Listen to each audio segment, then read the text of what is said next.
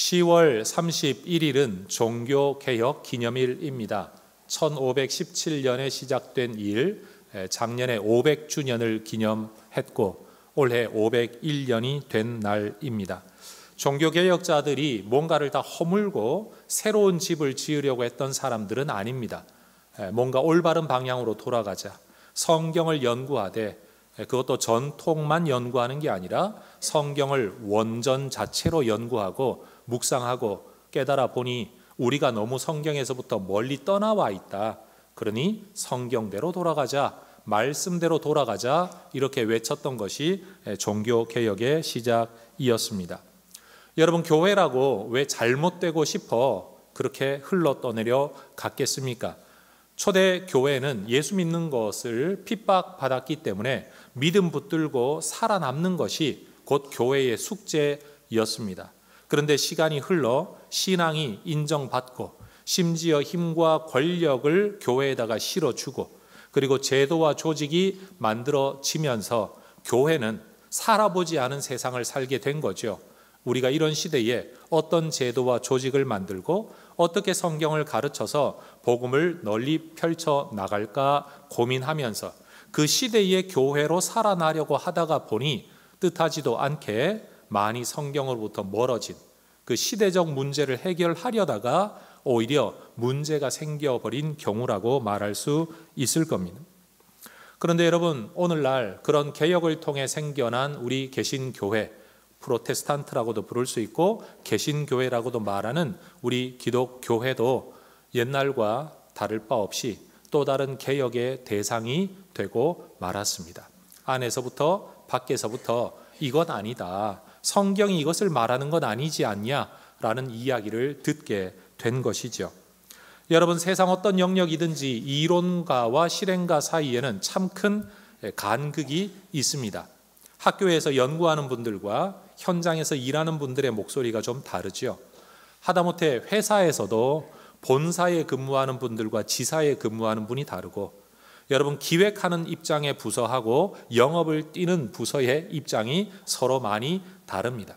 그래서 본질을 붙들고 연구하는 것과 본질을 실행해내는 것 사이에는 우리가 뭐라고 설명할 수 없는 차이가 있다는 것을 인정해야 합니다. 그러나 아무리 현실이 힘들고 어렵더라도 본질을 무시하거나 본질을 대수롭지 않은 것으로 여기는 것은 잘못된 일일 겁니다. 오늘날 우리가 예수 믿고 성경 붙들고 사는 거 결코 쉬운 일이 아닙니다. 우리의 언어로 된 성경을 가지고 있긴 하지만 이 성경 말씀을 읽고 설교를 듣고 말씀대로 살아야 되는 줄 모르는 그리스도인은 아무도 없습니다. 그러나 말씀대로 살아야 되는 줄은 알지만 살아가다가 보면 현실 때문에 이런 이유 저런 이유 때문에 말씀대로 못 사는 경우가 너무 많죠. 나는 내 삶이 이해가 돼요.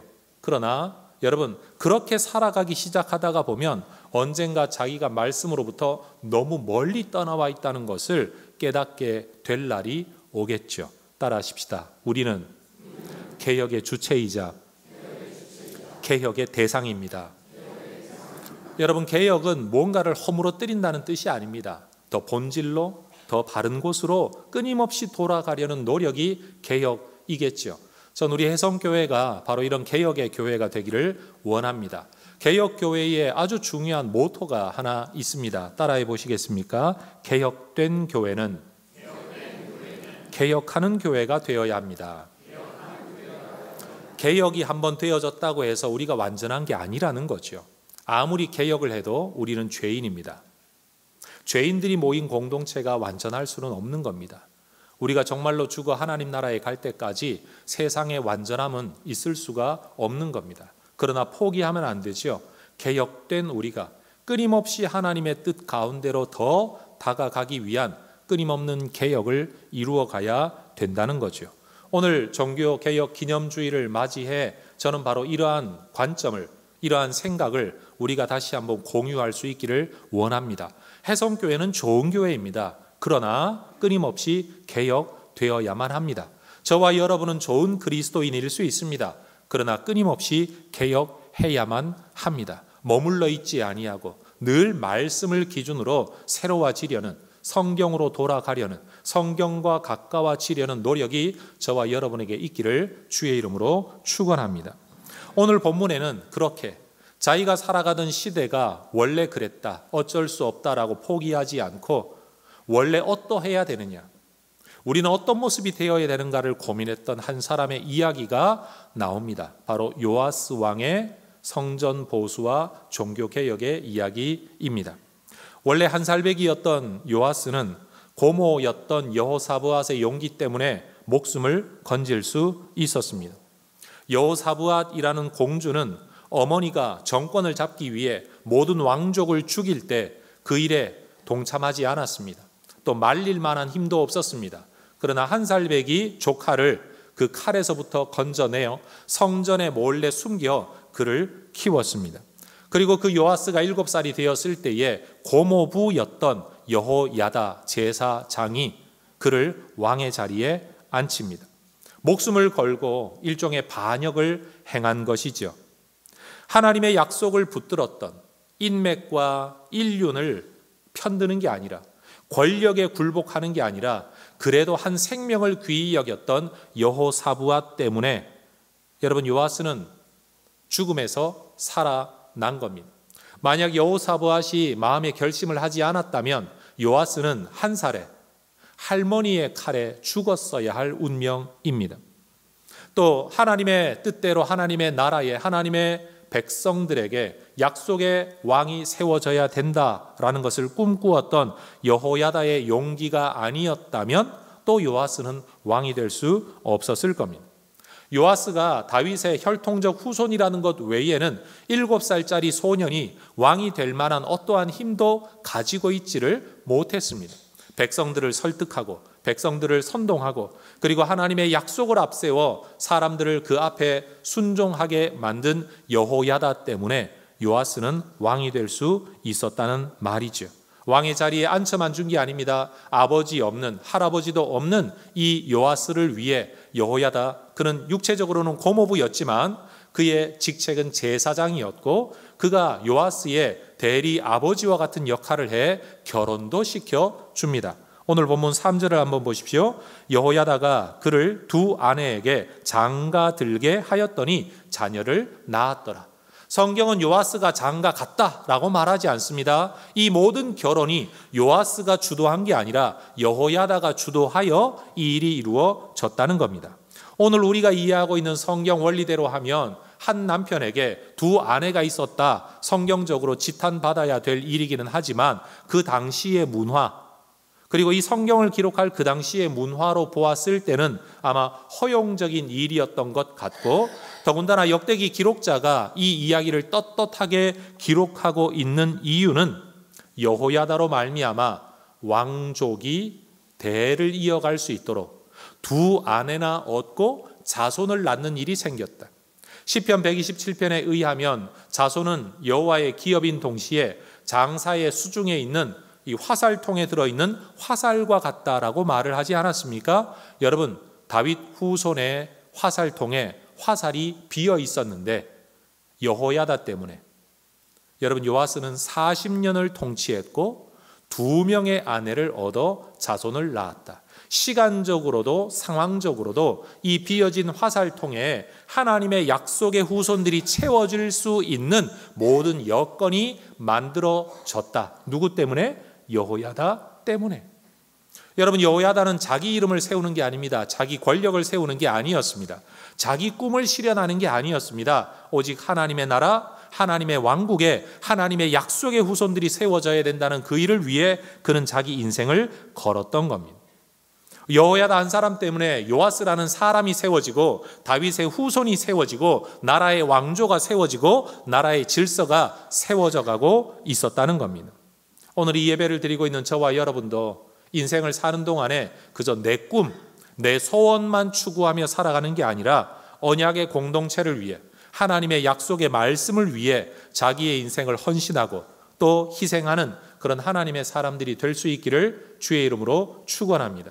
여러분, 우리가 하나님의 백성이라면 하나님의 꿈을 꿀 수 있어야 되지 않겠습니까?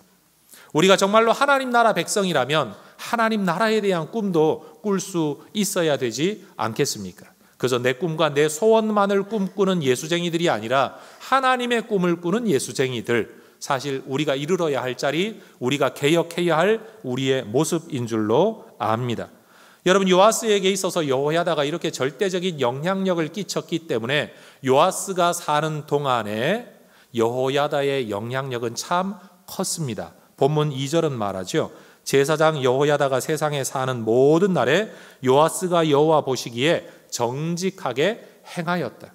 성경은 요아스의 인생을 평가하면서 그의 치적 또는 나이, 어떤 기점을 두고 전후를 나누는 게 아니라 여호야다가 있을 때와 없을 때, 한 사람의 인생이 똑같은 인생인데도 불구하고 누군가가 곁에 있을 때와 없을 때 그의 삶이 완전히 달랐다라고 말합니다.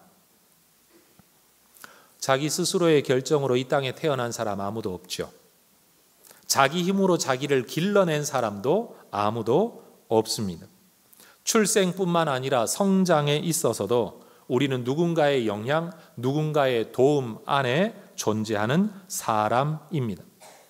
여러분, 내가 똑똑한 것 같이 여기고 있지만 알고 보면 우리는 성장 과정 속에 누군가의 사고방식과 관점을 여러분 물려받거나 영향을 받거나 배워서 오늘 우리가 있게 된 거죠. 심지어 어떤 분들은 나는 맨바닥에서 자수성가했다라고 말하는 분들도 있지만 진정한 의미의 자수성가는 존재하지 않습니다. 내가 일을 하면 돈을 벌 수 있도록 일할 기회를 제공한 그 누군가의 영향이라도 있었기 때문에 맨바닥에서 뭔가를 이룰 수 있었던 거지, 정말 아무것도 없는 곳에서 어느 한 사람의 도움이 없는데 나 혼자 이루어내었다, 이거 논리적으로도 여러분 있을 수 없는 일인 거죠. 그러니 여러분, 우리는 영향을 주고받는 인생이라는 것을 기억하면서 우리는 살아가는 동안 겸손해야 합니다. 왜냐하면 나의 나 된 것은 내 힘으로만 된 게 아니기 때문에. 우리 부모님의 희생이 있고 가르침이 있고 선생님들이 있고 친구들이 있고 주변에 누군가의 영향을 받아 오늘 우리가 여기에 이르게 되었다는 사실 앞에서 내 인생이긴 하지만 누군가의 덕분이다, 이걸 인식하고 겸손하게 살아가는 우리 혜성의 가족들이 되시기를 축복합니다. 더불어 여러분, 우리는 또한 조심하며 살아야 합니다. 왜냐하면 나는 의도치 않게 누군가에게 영향을 끼치며 살아가고 있기 때문입니다. 내가 꼭 영향을 주려고 한 건 아니지만 누군가가 내 영향을 받고 있다는 것이, 그리고 그 영향을 가지고 하나님 좋아하시는 쪽으로 갈 수도 있지만 여러분, 하나님이 싫어하는 쪽으로 갈 수도 있고 믿음 안으로 들어올 수도 있지만 믿음 바깥으로 나갈 수도 있다는 거예요. 이어지는 성경 이야기가 그렇게 선한 영향을 받았던 요아스가 하나님을 위해 행했던 선한 일이 무엇이냐를 그의 인생 가운데 한 사건을 예로 들어 우리에게 설명하고 있습니다. 그것은 성전과 관련되어 있었습니다. 솔로몬이 성전을 건축한 이후로 약 100년의 시간이 이미 흘러버렸습니다. 100년이 흘렀으면 건물이 얼마나 많이 낡아졌겠습니까? 거기다가 여호람, 아하스, 아달랴로 이어지는 세대의 통치자들은 전부 다 우상 숭배자들이었습니다. 상당한 국고의 재정이 바알을 섬기는 신전으로는 흘러 들어갔겠지만 하나님을 섬기는 성전으로는 예산이 전혀 투입되지를 않았습니다. 성전은 방치되어 있었습니다. 심지어 아달랴가 통치하는 이 6년 동안에는 어떤 일까지 있었느냐? 아달랴를 지지하는 사람들, 추종하는 사람들이 성전에 있는 예배 도구들을 빼앗아다가 바알 신전에서 사용하도록, 바알을 섬기는 일에 사용하도록 성전의 도구들을 약탈까지 해가면서 성전의 기능을 마비시키고 성전에서 제대로 된 예배를 드려질 수 없게 만드는 일이 있었다는 겁니다. 성경 7절 같이 한번 읽어보겠습니다. 시작. 이는 그 악한 여인 아달랴의 아들들이 하나님의 전을 파괴하고 또 여호와의 전의 모든 성물들을 바알들을 위하여 사용하였음이었더라. 친아들들을 말하는 게 아니라 추종자였고 실질적으로 건물을 파괴했다는 뜻이라기보다는 성전의 기능을 마비시켰다라고 이해하는 것이 훨씬 더 쉬울 것 같습니다. 바로 그때 요아스가 그렇게 허물어져 있는, 제 기능을 다하지 못하는, 정말로 점점 파괴되어져 가고 있는 그 성전에 대한 꿈을 꾸게 되었다는 겁니다. 요아스가 이 꿈을 꿀 때로부터 약 150년 전에 하나님의 법궤가 천막 안에 있을 때 어떤 제사장도 어떤 선지자도 명령하기 이전에 다윗은 성전 건축에 대한 꿈을 꾸었습니다. 시켜서가 아니라 안에서 일어나는 열망으로. 그때로부터 약 150년이 지난 지금 요아스가 꿈을 꿉니다. 제사장이 시켜서 그런 것도 아니요, 선지자가 시켜서 그런 것도 아니라 그 자신 스스로 이 허물어져가는 성전, 제 기능을 다하지 못하는 성전이 성전 되도록 해야 되겠다라는 꿈을 그가 꾸게 되었다는 겁니다. 4절입니다. 그 후에 요아스가 여호와의 전을 보수할 뜻을 두고, 따라하십시다. 뜻을 두고, 한 번 더요. 뜻을 품고. 요즘 말로 하면 성전 리모델링을 꿈꾸었다는 말입니다. 한 사람이 어떤 사람인가를 알 수 있으려면 그가 어떤 소원을 가지고 있는지, 어떤 일에 관심을 가지고 있는지를 보면 알 수 있습니다. 그가 지금 가지고 있는 모습만이 아니라 그의 속에 어떤 꿈이 들어있는지를 보면, 어떤 열정이 들어있는지를 보면 그 사람이 누구인지를 알 수 있죠. 여러분, 느헤미야라는 인물 아시지 않습니까? 포로되어 간 나라에서 나중에 훗날 관리가 돼요. 여러분, 왕의 술잔을 책임지는, 마음만 먹으면 왕을 독살할 수도 있는 자리에, 엄청나게 중요한 자리에 이르렀습니다. 고위 관료였습니다. 나와 내 집안이 형통하게 잘 먹고 잘 살 수 있는 자리에 있었습니다. 그러나 느헤미야는 자기 개인의 번영, 자기 개인의 소원을 꿈꾼 게 아니라 사로잡힐 때에 남아있던 이스라엘 백성들, 예루살렘 성의 형편, 성전과 성벽에 대한 관심을 가졌습니다. 그 관심은 기도로 이어졌습니다. 기도는 나중에 말할 수 없는 열정으로 이어져 나중에는 이 고위직을 내려놓고 그 변두리에 쳐다볼 이유도 없는, 다른 사람이라면 좌천당하는 것이라고 생각할 만한 그곳에 가서 성벽 재건하는 일을 위하여 자신의 인생을 쏟아 부었습니다. 그것이 느헤미야의 사람됨이었습니다. 우리는 이걸 통해 그 사람이 어떤 사람인지, 어디에 열망을 품고 있는 사람인지를 알 수 있는 거죠. 우리가 주변에서 나는 하나님의 사람입니다, 나는 하나님을 사랑합니다 라고 말을 하는데도 하나님을 위한 아무런 꿈도 소원도 가지지 않은 사람을 본다면 아마 우리는 그 사람의 믿음을 의심하게 될 겁니다. 정말 하나님을 사랑한다면 하나님을 위한 꿈을 꾸게 되겠죠. 나는 교회를 사랑합니다, 교회는 하나님의 몸입니다, 교회의 머리는 그리스도이십니다 라고 말을 하면서도 교회를 위해 꿈꾸는 바가 없다면 저는 그 사람이 가지고 있는 신앙을 의심할 것 같습니다. 예를 들면 이런 거지요. 나는 내 자식을 향한 꿈이 있습니다. 그럴 때 부모들은 그 꿈을 위해 희생하고 노력합니다. 자식이 잘 되는 일을 위해 나를 희생시킨다는 겁니다. 그게 진짜 사랑이고 그게 진짜 소원이라면 우리도 나는 정말 하나님을 사랑합니다, 하나님을 위해 꿈을 꾸어야죠. 나는 정말 교회를 사랑합니다, 그러면 교회를 위한 꿈을 꾸어야 되지 않겠습니까?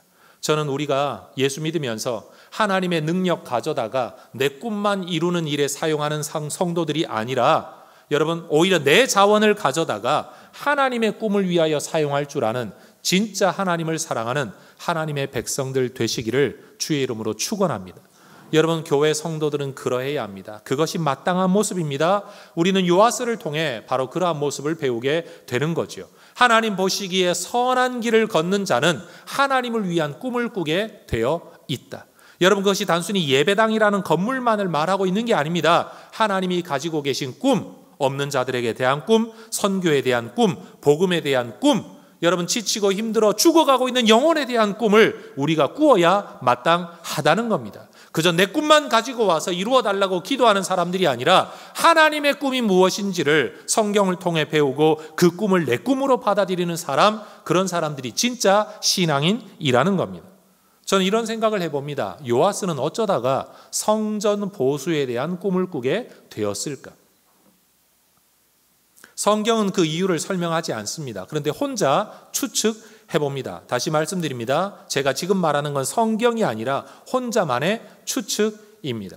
요아스는 한 할머니의 칼을 피해 성전 안으로 도망 들어온 겁니다. 피신한 겁니다. 아마 그가 7살이 되어 왕의 자리에 오를 때까지 그의 삶의 자리는 성전 안이었을 겁니다. 성전에서 술래잡기도 하고 성전에서 뛰어놀기도 하고 여러분 마당 안에서 이렇게 저렇게 뛰어다니며 아마 자라났을 겁니다. 그렇게 생활했던 6년의 기간 동안 어떤 일이 있었죠? 아달랴가 그의 추종자들이 성전에 쳐들어와 성전에 있는 집기들을 빼앗아 가는 것을 그는 어려서 아마 보았을 겁니다. 마치 우리 어르신들 가운데 아주 어릴 때 몇 살 되지 않은 시절이긴 하지만 여러분 일본 사람들이 우리의 어떤 살림과 사람을 빼앗아 가는 것을 6.25 때에 공산군들이 뭔가를 빼앗아 가는 것을 본 경험을 가진 분들이 아마 있을 겁니다. 저는 요아스가 그랬을 것 같아요. 어려서부터 허물어져가는 성전 구석구석을 보면서 여러분 놀이하면서 생활의 공간이 그 한 방에만 갇혀 있는 게 아니라 이 구석 저 구석을 얼마나 많이 뛰어 다녔겠습니까? 그러면서 허물어져가는 돌봄받지 못하는 관리되어지지 아니하는 정말 허술한 성전을 보았을 것이고 그릇 빼앗겨 나가고 마땅히 드려져야 될 예배가 제대로 드려지지 못하는 것들을 그 안에 있는 제사장들이 탄식하며 한숨 쉬는 것을 제사장들이 옛날엔 이러지 않았다라고 말하는 것을 아마 어린 요아스는 들으며 성장했을 겁니다. 그러니 여러분 그가 왕이 되었을 때에 그의 마음속에 큰 흔적 하나가 남아 있었겠죠. 성전에 대한 부담 말입니다. 여러분 관심은 관계에서 옵니다. 아는 집안에 관심을 가지게 되고 아는 사람에 관심을 가지게 되죠. 또 관심이 있음으로 관계가 맺어지기도 합니다. 여러분은 어디에 관심을 가지고 계십니까? 전 우리가 하나님 나라와 하나님의 교회와 하나님의 백성과 하나님의 선교와 하나님의 사업에 특별히 잃어버린 영혼을 생명으로 돌아오기를 기다리시는 이 아버지의 마음에 여러분 우리가 더 많은 관심을 가지게 되기를 소망합니다. 그런데 여러분 요아스가 이렇게 성전 보수의 뜻을 두고 명령했음에도 불구하고 어찌된 영문인지 이 일이 빨리 진행되질 않습니다. 5절을 한번 보십시오. 제사장들과 레위 사람들을 모으고 그들에게 이르되 너희는 유다 여러 성읍에 가서 모든 이스라엘에게 해마다 너희의 하나님의 전을 수리할 돈을 거두되 그 일을 빨리 하라 하였으나 레위 사람이 빨리 하지 아니하였답니다. 여러분 성전 수리는 하나님이 기뻐하실 만한 일이었고 왕이 명령하고 있는 이때야말로 이 일을 이룰 수 있는 절호의 찬스이며 제사장 여호야다 같은 사람도 이런 일을 게을리할 이유가 없는 사람 아니겠습니까? 그런데 왜 레위인들은 이 일을 빨리 하지 않았을까요? 성경은 그 이유를 우리에게 설명하지 않습니다. 다만 성경 구절 여기저기를 들여다보면서 학자들은 3가지 정도의 추측을 합니다. 첫 번째는 처음 성전이 건축될 때 다윗은 국고에서도 재산을 내어놓고 사유재산도 내어놓고 성도들의 헌금도 받아 성전을 건축했었습니다. 그러니 이끄는 자들, 명령하는 사람들이 앞장서서 헌신을 하니까 성도들, 백성들, 관리들도 여러분 함께 따라 이 일이 수월하게 진행이 되었었지요. 그런데 지금 요아스는 성전 보수를 명령은 하고 있지만 자기 재산 내놓지 않습니다. 국고도 내놓지 않습니다. 오히려 제사장들에게 돌아다니면서 모금해서 해결해라 라고만 말을 하고 있다는 겁니다. 그러다 보니 첫 번째 해석이 이겁니다. 왕이 명령은 했지만 이것이 백성들의 자발적인 참여를 이끌어내지 못해서 모금이 잘 되지 않아서 이 일이 지체되었다. 이게 첫 번째 해석입니다. 두 번째 해석은요. 열왕기 기록을 보면 오늘 역대기 본문 5절에서는 유다 여러 성읍에 가서 사람들에게 돈을 모금해라 라고 되어 있는데 열왕기 기록을 보면 아는 사람에게서 돈을 받으라 이야기합니다. 열왕기 12장 5절입니다. 제사장들이 각각 아는 자에게서 받아들여 성전의 어느 곳이든지 파손된 것을 보거든 그곳으로 수리하라 라고 말했다는 겁니다.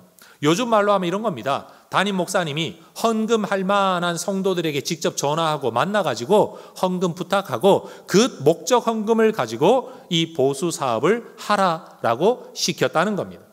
그런데 여러분 이것도 모금이 잘 되지 않았다는 사실이에요.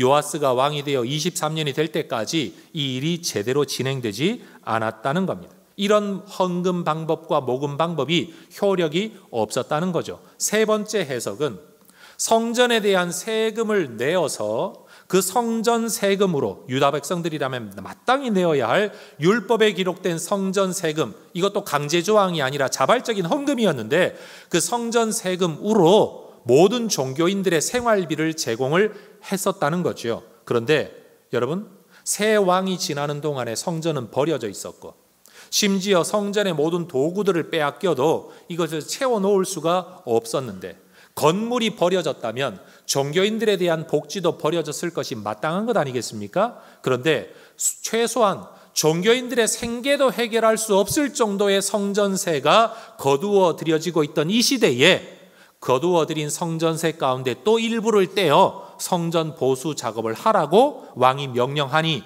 이건 현실을 전혀 모르는 명령이었다. 그러니 이 일이 실행될 수가 없었다라는 해석까지입니다. 어떤 해석을 택하든지 결론은 한 가지입니다. 왕이 뜻하고 명령했지만 헌금되어지지 않아 일이 진행되지 못했다는 겁니다. 그러나 요아스 왕은 이 일에 대하여 포기하지 않습니다. 8절 한번 보십시오. 이에 왕이 말하여 한 궤를 만들어 여호와의 전 문 밖에 두게 하고 유다와 예루살렘에 공포하여 하나님의 종 모세가 광야에서 이스라엘에게 정한 세를 여호와께 드리라 라고 명령합니다. 따라하십시다. 공포하여. 다시요. 공포하여. 이전에는 제사장과 레위 사람들에게만 명령했습니다. 이렇게 해서 성전 보수 작업 해라. 그런데 진행되지 않았습니다. 그러자 이제는 왕의 이름으로 공포합니다. 뭘 공포하느냐? 율법에 기록된 그대로 모든 유대 남성들은 성전에 대한 세금을 내어라. 그런데 여러분, 명령했음에도 불구하고 강제로 징수하지는 않았습니다. 성전 문 앞에 한 헌금함을 만들어 놓고 자발적으로 헌금하게 했다는 겁니다. 자, 따라하십시다. 의무와 자발성. 다시요. 명령과 자발성. 성경이 헌금에 대하여 명령하는 내용이 바로 이겁니다. 헌금은 하나님이 명령하시는 게 맞습니다. 그러나 하나님은 내지 않는다고 처벌하시는 분은 아닙니다. 오히려 자발적으로 드리라고 말을 합니다. 헌금은 어떤 사람 말하기를 구약에는 의무였으나 신약은 자발성이다. 그거 틀린 말입니다. 구약과 신약 모두에 있어서 헌금은 하나님이 명령하시는 것인 동시에 사람이 자발적으로 하기를 우리 하나님 원하십니다.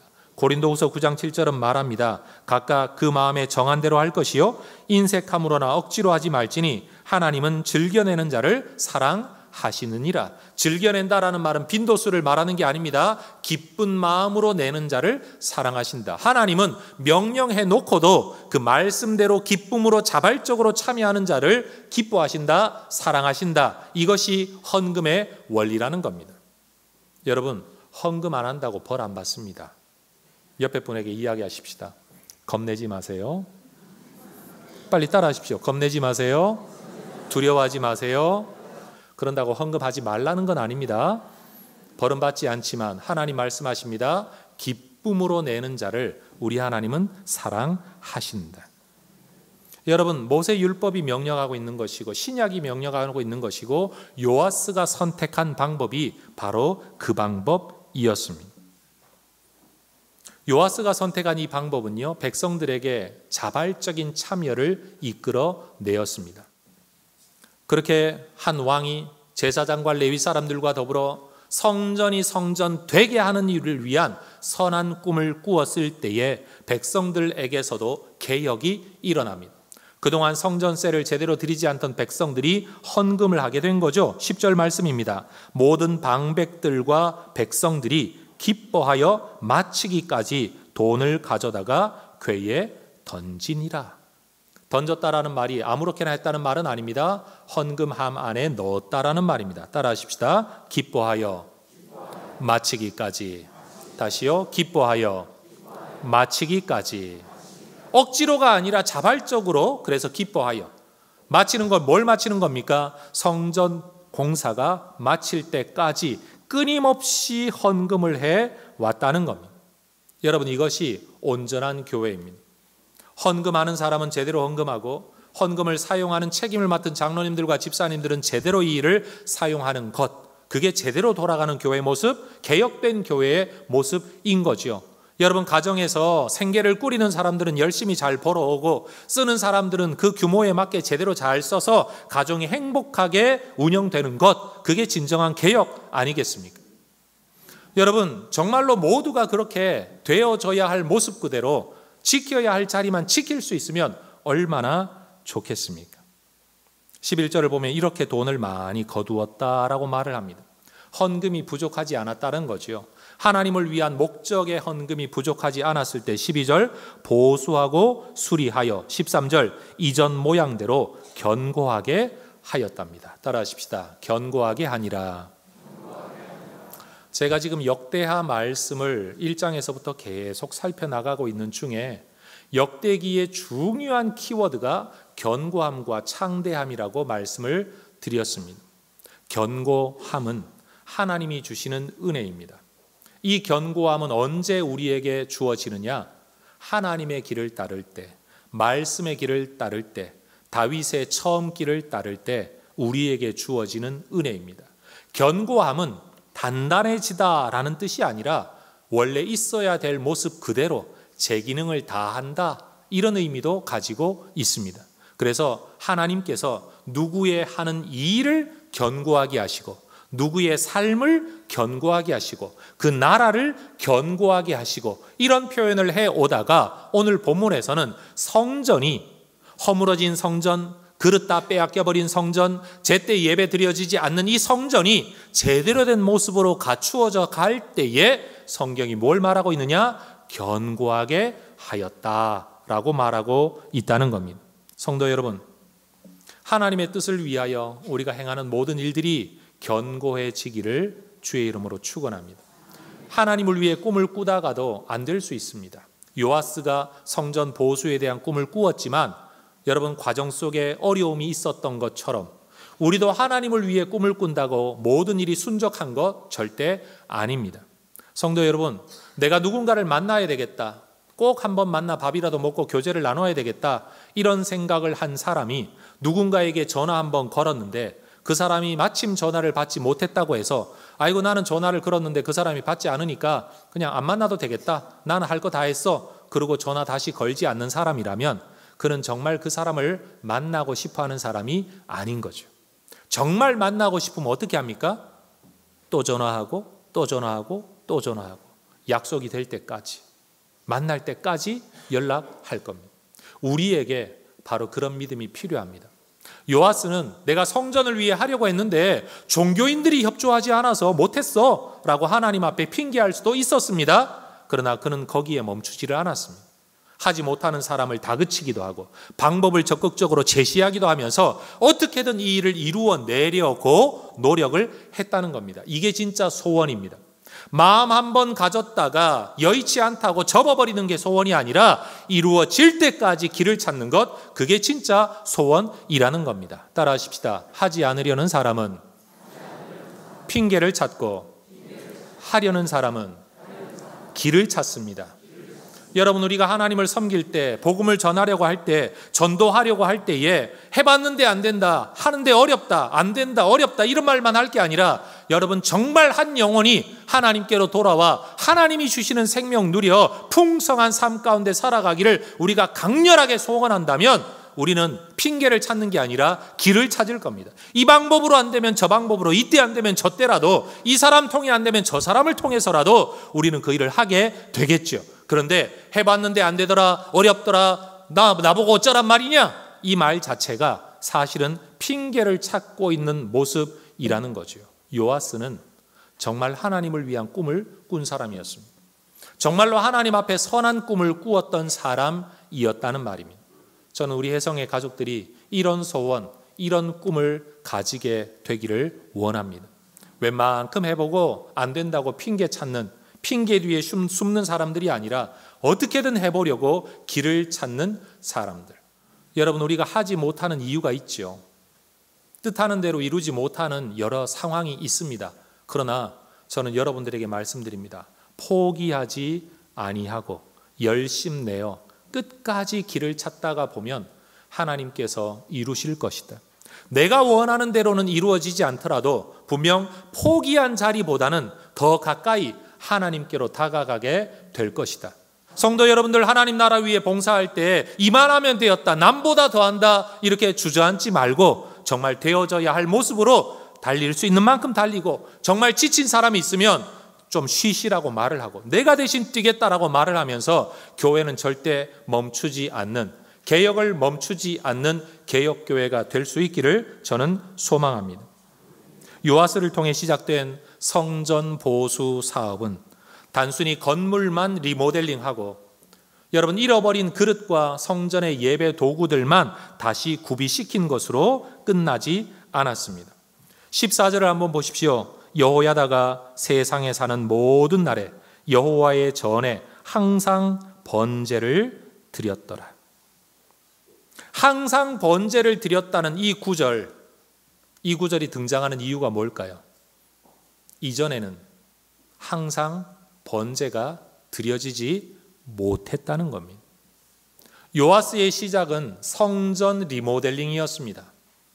그러나 성도들의 참여를 통해 리모델링을 넘어서서 필요한 도구들을 다 채우는 것을 넘어서서 예배가 사라진 성전에서 예배를 회복하는, 제사가 허물어진 그곳에서 제사가 회복되어지는, 제 기능을 다하지 못하는 껍데기만 남아있는 성전이 진짜 성전 되게 하는 일을 요아스가 이루어 내었다는 겁니다. 그리고 이 일이 이루어질 수 있도록 영향을 끼친 사람이 누구냐? 여호야다라는 제사장이었다는 겁니다. 말틴 루터가 95개 조항을 내세우면서 우리가 뭔가 잘못된 것 아니냐, 지금 이 모습이 정말 옳은 것이냐라는 토론의 제목을 제시했을 때에 루터는 캐톨릭 교회로부터 벗어나겠다고 꿈꾼 게 아니었습니다. 나는 교회 떠나서 루터파 교회를 새로 세우겠다라고 처음부터 의도했던 거 아닙니다. 내가 종교개혁을 시작할 테니 다 내 뒤를 따르라고 깃발든 것도 아니었습니다. 그저 성경 읽어보니 우리의 모습이 성경으로부터 너무 많이 멀어져 있는 거 아니냐, 성경과 지금 우리 현실을 대조해서 우리가 바른 대로 돌아가야 되지 않겠느냐라고 이야기했을 뿐입니다. 그러니 우리는 이렇게 말을 해야 되겠죠.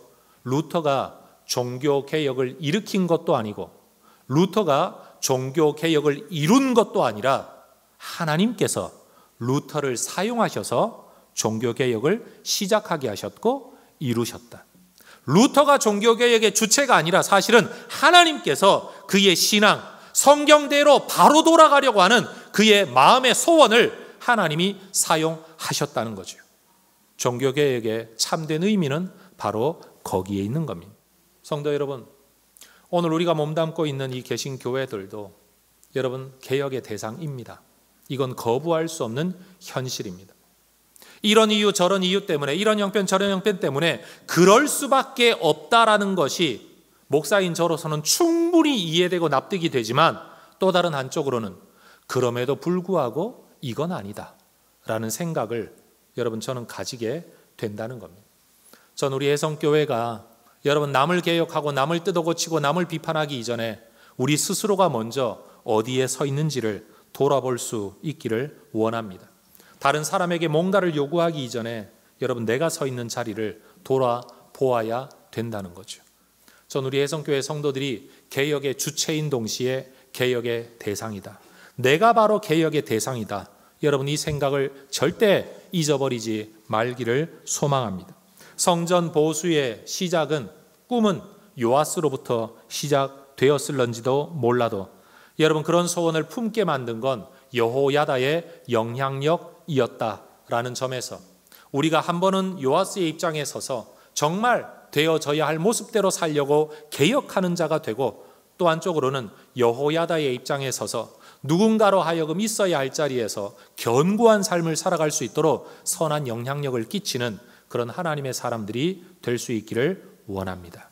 혜성교회가 우리 교회가 바로 되기 위하여 정말 발버둥 치는 동시에 그런 우리의 모습이 이웃한 교회들에게 선한 영향력이 될 수 있으면 얼마나 좋겠습니까? 니네 교회 잘못되었다며 라고 말하는 게 아니라 우리가 잘 되려고 하는 모습 속에서 그들이 선한 영향을 받아 그들의 모습을 고쳐나가는, 우리도 저렇게 가자라고 말할 수 있는 교회가 될 수 있기를 소망합니다. 그런 면에서 목사인 저도, 성도인 여러분들도, 여러분 남에게 뭔가를 요구하기 이전에 우리 스스로가 끊임없이 성경으로 돌아가는, 성경의 근거에 자신을 돌아보는, 그래서 예배가 예배다운지, 나는 지금 예배를 해치우는 사람인지, 예배를 정말 드리는 사람인지, 나는 성경을 들고 다니는 사람인지, 성경을 품고 따라가는 사람인지, 헌금 몇 푼 내놓고 복받기를 바라는 사람인지, 정말 하나님께 드리는 것 자체가 기쁨이 되는 사람인지, 다른 사람을 데려다가 교회를 채우려고 하는 사람인지, 아니면 한 사람의 영혼이 정말 하나님께로 돌아와 하나님의 생명을 누리며 살아가기를 원하는 사람인지, 그렇게 끊임없이 우리를 돌아보는 진정한 개역의 후손들이 되기를 주의 이름으로 축원합니다. 기도하겠습니다.